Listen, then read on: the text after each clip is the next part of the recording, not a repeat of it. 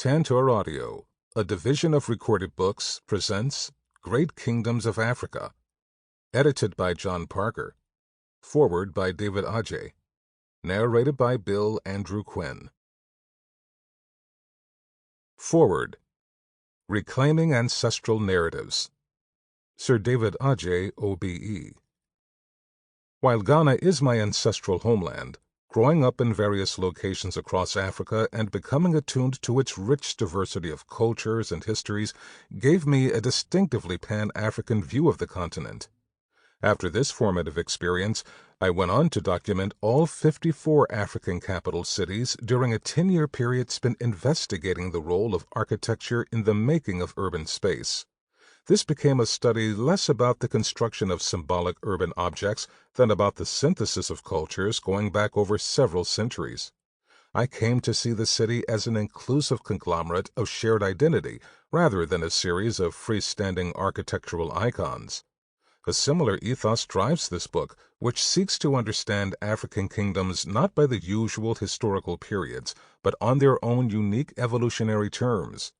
Through my research, it became clear to me that the political map of Africa has distorted our capacity to recognize the diversity of its cultures and the critical role of geography in shaping its histories.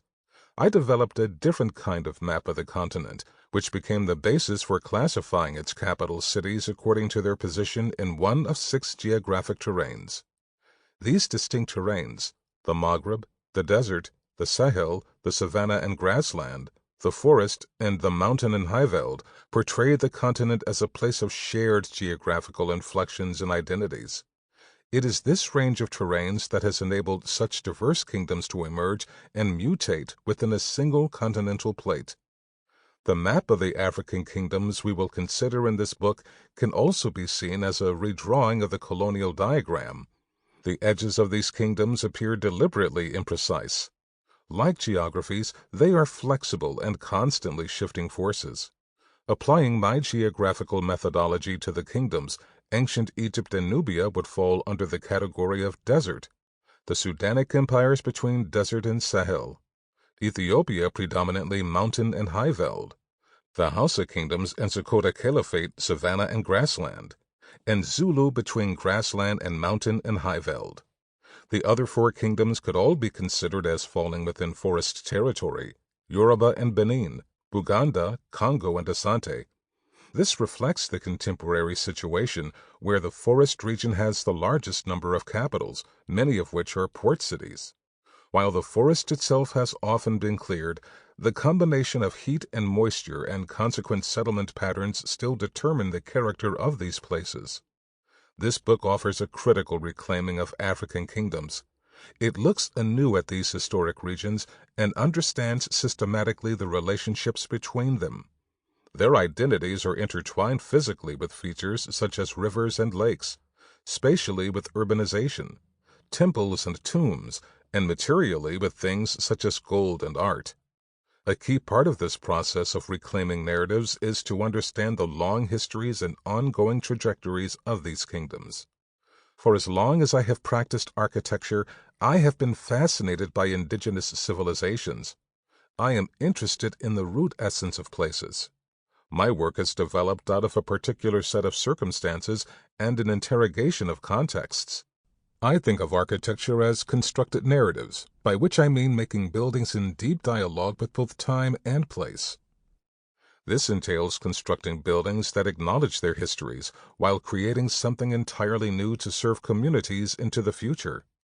2 of my projects in particular engage directly with the narratives of African kingdoms: the National Museum of African American History and Culture in Washington, D.C., completed in 2016, and the Edo Museum of West African Art in Benin City, Nigeria, ongoing. In my mind, they have a dialectical relationship. The former is about reconciliation of our present.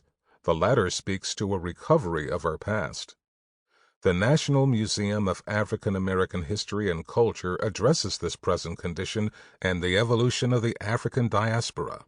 It occupies what was the last vacant site in Washington's National Mall, a symbolic place and a charged landscape.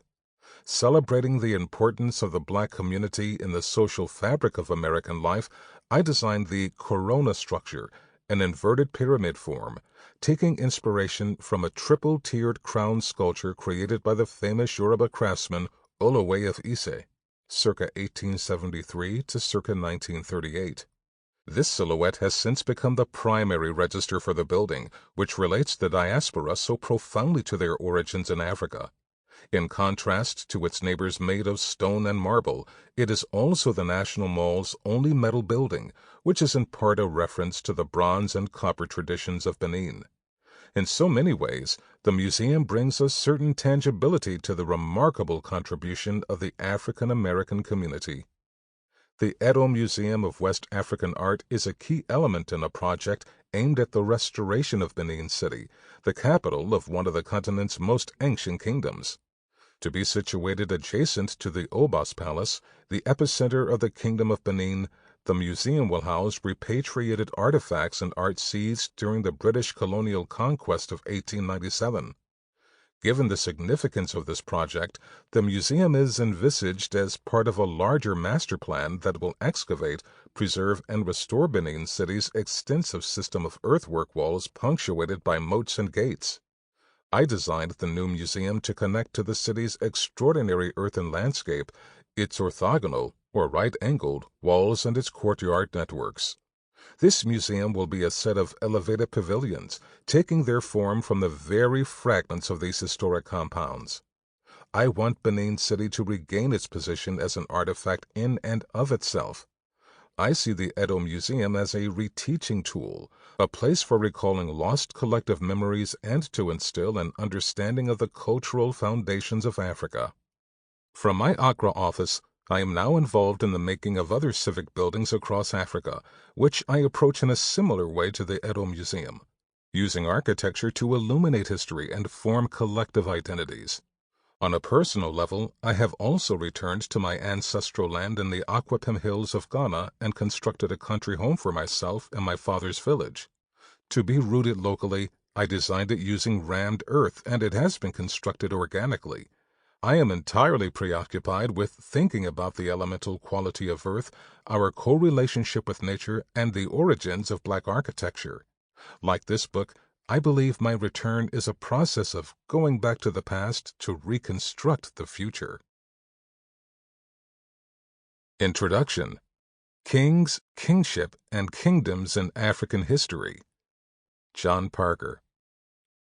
In 2018, King Mswati III of Swaziland decided to mark his country's 50th anniversary of independence by changing its name to Eswatini. Wedged between South Africa and Mozambique and with an area of just 6,704 square miles, 10,789 square kilometers, and a population of 1.1 million, Eswatini is one of Africa's smallest nations. It is also the continent's last absolute monarchy.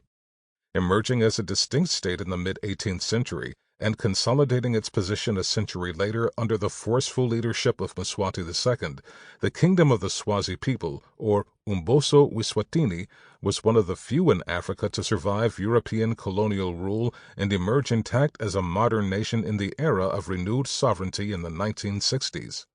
Indeed, Sobhuza II, who became king at the age of 4 months in 1899 and who oversaw that transition, is one of the longest reigning monarchs in world history. After a brief experiment with democracy following independence from Britain, he suspended the Westminster-style constitution and ruled by royal decree until his death in 1982. Today, Mswati III, on the throne since 1986, continues to govern as the king, or Ingwenyama, the lion, in consultation with his queen mother, or Ndlovukati, the she-elephant. Together they preside over the hallowed annual rituals of Nkala and Umlanga, the latter emerging in recent years as a matter of concern for women's rights activists, as it was then that each year the king was presented with a young bride to add to his retinue of wives. Eswatini remains one of just a handful of absolute monarchies, systems of government in which a hereditary ruler holds or dominates executive power, left in today's world. So-called constitutional monarchies, such as the United Kingdom or Japan, are more common. In these, Kings or queens continue to symbolize or embody the nation as head of state, but real authority has been devolved to representative bodies like parliaments. Yet the decline of royal power is a relatively recent phenomenon in world history. Dynastic kings emerged as the rulers of the earliest centralized states in the Middle East, Africa, Asia, Europe, and the Americas, and continued generally to hold sway for thousands of years until the idea of absolute monarchy began to come under attack from the 17th century. In Africa, as elsewhere, kingship went into terminal decline in the 20th century, and in some cases this is an ongoing process. In Morocco, which following independence in 1956 saw the restoration of the long-established Alawite dynasty, it was as recently as 2011 that King Mohammed VI agreed to a reduction in his autocratic power in an effort to placate popular protest associated with the Arab Spring. The current direction of those reforms, however, is unclear. Throughout much of the rest of the continent, moreover, traditional kingship continues to function within modern nation-states. Shorn of most of its political sovereignty, it remains a focus for older and more localized forms of identity, culture, and sacred power. This is not to say that centralized kingdoms dominated Africa's varied political landscapes throughout history. As we will see, the ability of many of the continent's peoples to govern themselves without recourse to kings may be just as important as the state-building efforts of would-be dynastic rulers.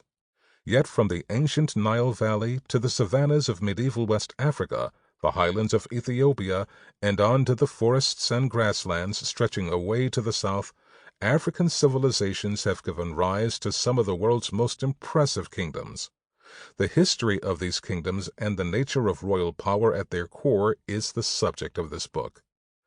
Over the course of some 5,000 years of recorded history, Africa has witnessed the rise and decline of hundreds of kingdoms, great and small. These have been ruled by countless kings. The great majority of them have been men, but queens too have played a role in the African past, as have powerful queen mothers like the Ndluvakati of Eswatini. No one book can consider all of them, so what this one does is to focus on 9 key regions where centralized states and expansive empires emerged at different times to dominate the political landscape. Some of the 9 chapters look at the history of a single famous kingdom, while others trace a broader and longer political tradition that gave rise to a sequence of states.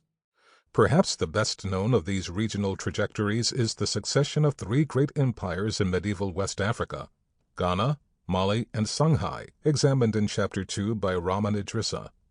The first chapter, by David Wingrove, also explores a wider regional context by shifting the history of the emergence of Africa's earliest kingdoms away from its established focus on pharaonic Egypt to a dialogue along the Nile Valley, between Egypt to the north and Nubia to the south. This analysis sets the tone for the chapters that follow. Their aim is not simply to offer chronological narratives or reiterate received wisdoms, but to consider fresh insights into the role of kingdoms and kingship in African history. Understandings of this key aspect of Africa's past have changed in significant ways since the history of the continent emerged as a subject of sustained academic study in the mid-20th century. Over that time, much has been achieved in recovering and interpreting histories of state-building in Africa. No longer is the continent's deep past an indistinct realm of lost kingdoms. Yet the African past does remain poorly integrated with that of the rest of the world, a marginalization, as Michael A. Gomez argues in his recent study of empire in West Africa, that has only been underlined with the recent emergence of the field of global history. This book seeks to contribute to the task of rectifying that marginalization by presenting to a general readership some of the most exciting recent developments in the understanding of states and societies in the African past. Changing perceptions of kingship in Africa. What exactly is a king and what distinguishes him from ordinary people? Do kings and queens forge their own power as autonomous historical actors, or are they created by wider social structures and processes? Are they predators or peacemakers? And do the systems of dynastic rule they preside over function by coercion or by consent? How, in the words of one study of the rituals of royalty, are people persuaded to acquiesce to a polity where the distribution of power is manifestly unequal and unjust, as it invariably is? Africa's diverse peoples have long had their own debates about these questions. As everywhere, the nature of political power has been gradually worked out, experimented with, modified, and contested over time. Africans also developed their own ways of recording and celebrating, and sometimes critiquing, the history of dynastic states and the kings who ruled over them. As we will note in the chapters that follow, recovering and interpreting these political traditions remains a key task for the continent's present-day historians. To begin to make sense of Africa's bewildering variety of historical experience, however, we need first to think about how scholarly perceptions of African kingship more broadly have taken shape. What factors, in other words, have shaped what can be called the production of knowledge about Africa in the modern world? The first point to make is that the production of knowledge about Africa and its peoples took place in a particular historical context. The increasingly unequal encounter between the continent and the world beyond it in the age of European imperialism. This culminated in the violence and dispossession of the European conquest and partition of Africa in the late 19th and early 20th centuries, from which only the ancient kingdom of Ethiopia emerged as an independent state. In the opening phase of globalized interaction, European slave traders, explorers, missionaries, envoys, and ultimately conquerors were all drawn to Africa's royal courts, that is, to recognized authority figures with whom they could negotiate or do business. Like earlier Arabic accounts of Africa south of the Sahara Desert, the records of these contexts before tend to stress the prominence of powerful kings, savage or barbaric kings in the ugly racialized language of the time, but the rulers of centralized kingdoms nonetheless. As the age of European exploration and commercial penetration gave way to that of conquest, it was the same kings and their associated ruling elites who were often best placed to negotiate the terms of colonial rule. Despite having lost much of their authority, they used what remained to try to control knowledge of the past and of their own role in it. Kings, that is to argue, were clearly of great historical importance, but in some cases they might not have been quite as important as outside observers or they themselves sought to demonstrate. In some parts of the continent, such as ancient Egypt, Ethiopia, Islamic North Africa, and the so-called Sudanic zone of West Africa, the development of literate cultures gave rise to the production of royal chronicles and other written documents from which dynastic histories can be recovered. Elsewhere, it was often the imposition of colonial rule that led to the writing down of what had long been orally transmitted traditions of kingship. Some of this innovative textual production was by European missionaries and officials, but much of the most important was by newly literate African elites or cultural brokers. One famous example of the latter from British-ruled Uganda, examined in Chapter 6, is Basikubaka ba Buganda, a history of the kings of Buganda, first published in 1901 by the kingdom's prime minister and leading intellectual, Apollo Kahwa. Other, non-elite views of the past were often drowned out and are only now beginning to be recovered. Yet the production of knowledge in colonial Africa was dominated not by the discipline of history, but by that of anthropology. It was anthropologists whose research focused not on the past, but on the contemporary ethnographic present, who sought to understand how African societies continued to govern themselves within the framework of colonial overrule. Initial findings from those regions under British rule were drawn together in 1940 in a landmark volume edited by M. Fortes and E. E. Evans Pritchard. African political systems divided societies into two broad groups, one characterized by the presence of royal authority, administrative machinery, and judicial institutions, that is, by states, the other by the absence of centralized rule, so-called stateless or segmentary societies. This picture of a polarized political landscape is now regarded as too simplistic and too static. A significant revision was soon suggested by the anthropologist Aidan Southall, who, based on his research among the Alur people of northern Uganda, argued that between kingdoms and non-centralized societies there existed a third structure of governance he called segmentary states. Southall defined these as states in which the reach of political sovereignty and ritual authority did not exactly coincide. Direct political control was confined to a central core domain, while ritual authority extended beyond that core towards a flexible, changing periphery. What a given kingdom looked like could depend on the position one viewed it from. These colonial-era models of political systems are just that, models. It would take the advent of historical research in Africa's new universities and beyond in the era of decolonization and independence to flesh them out by looking back in time and considering the circumstances in which individual kingdoms emerged, expanded, and in turn declined. Yet pioneering anthropologists made a crucial observation about African kings, one that has contributed to an understanding of the nature of kingship in other parts of the world as well. Royal power, that is, was fundamentally underpinned by ritual authority.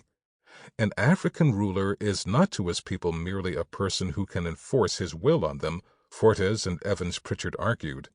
His credentials are mystical. The mystical values of kingship typically referred to the preservation of fertility, health, prosperity, peace, and justice, and were symbolically dramatized in great public ceremonies that expressed the privileges and the obligations of political office.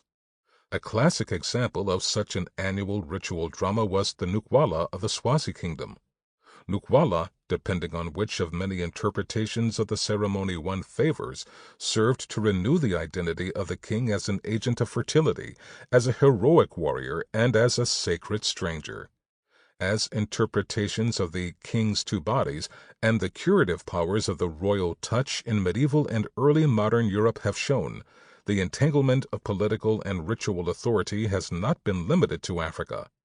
Indeed, in a recent re-examination of the ritual aspects of kingship, the historical anthropologists David Graeber and Marshall Solins argued that claims to divine power have been the raison d'etre of political power throughout the great part of human history.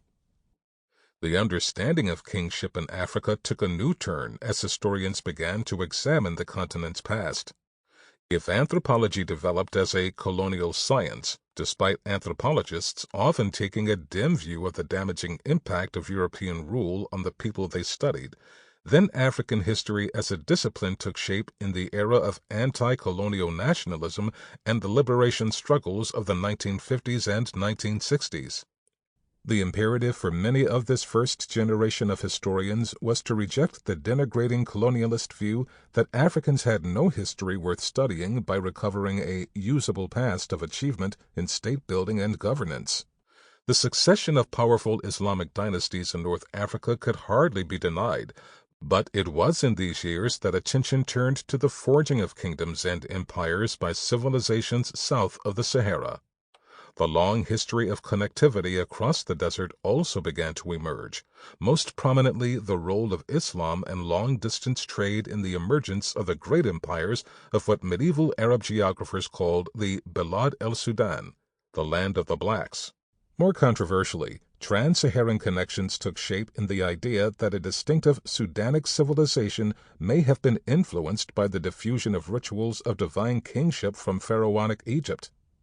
There was in fact little evidence to support the notion of ancient Egypt as the font of African statecraft, an argument that had uncomfortable echoes of the colonial-era Hamitic hypothesis, the racist myth that any sophistication in African civilization could only have been the result of conquest by waves of light-skinned Hamitic invaders from the north.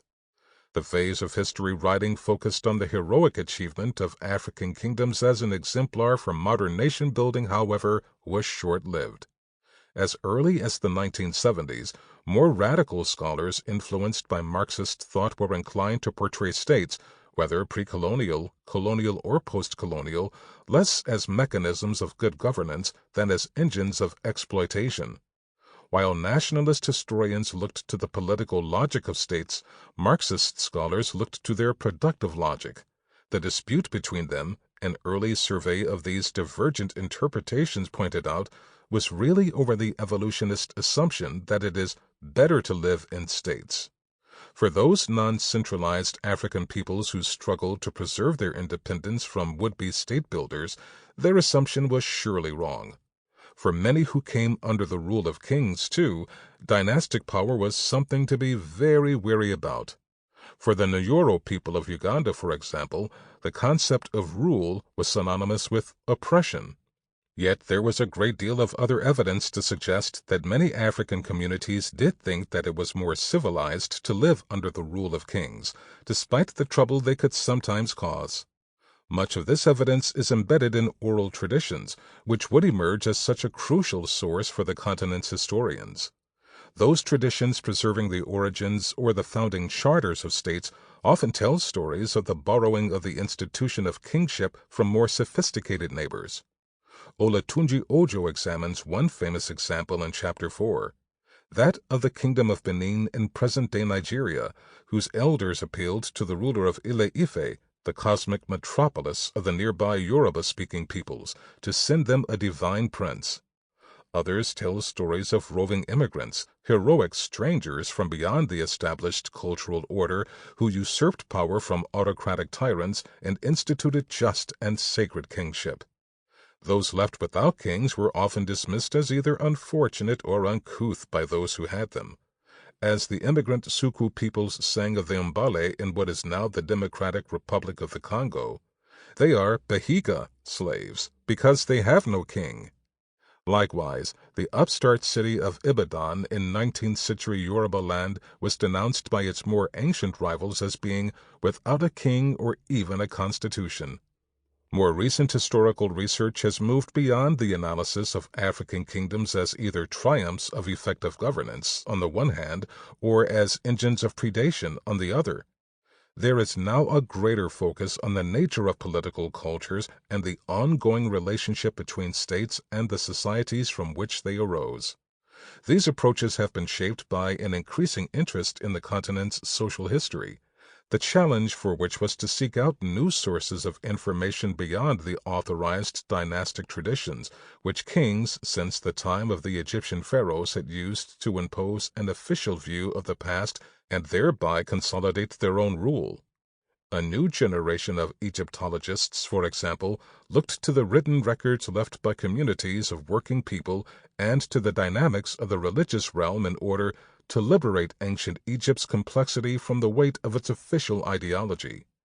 South of the Sahara, too, the discovery of new historical sources and the reinterpretation of old ones have offered fresh perspectives on the process of state building.